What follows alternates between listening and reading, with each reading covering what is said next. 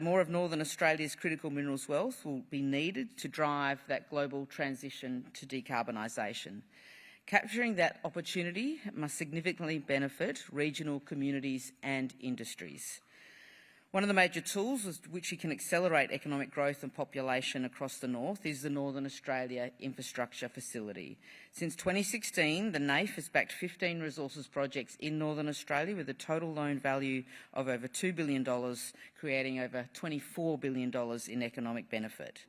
But we want to build further on those benefits, which is why the Australian Government recently expanded the facility and broadened the investment remit so it will make a real difference to the life of Northern Australian communities. And that was a bipartisan effort, and I want to be clear on that.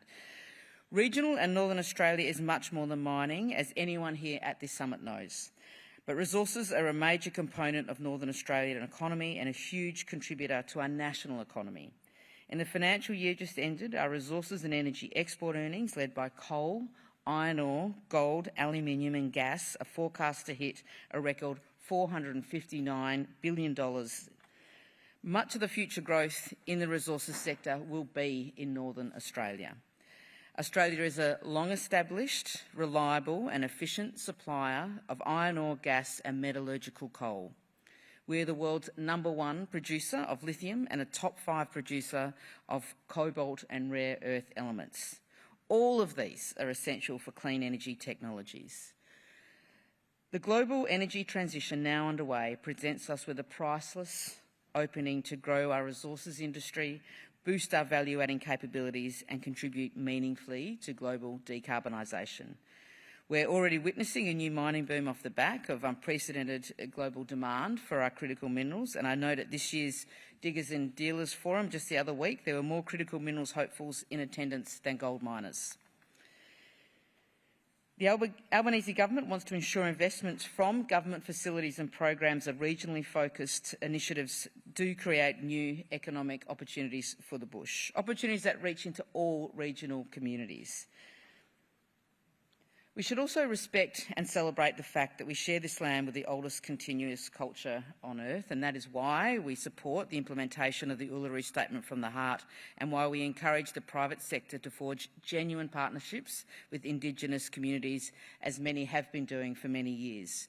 Now, more than ever, our miners and outback businesses are working closely with First Nations custodians and communities to achieve better outcomes in local recruitment, training, education and procurement. All are important to achieve social and economic uplift.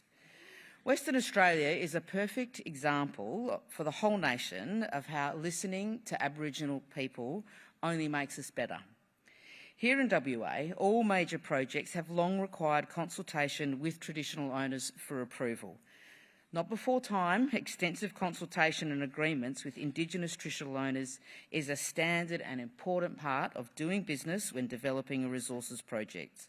This has helped make the state the economic powerhouse of the nation.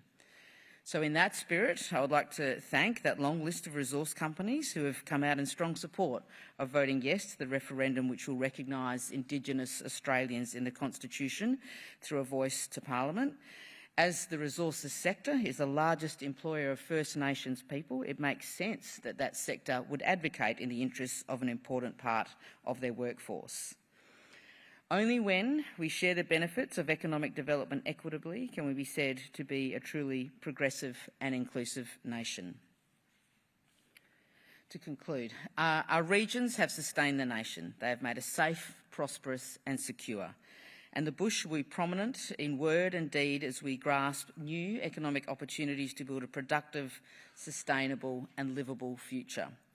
I look forward to working with our state and territory partners to deliver projects and initiatives that grow our regions further and which lead to strong interrelationships between all the regions and all of our great cities.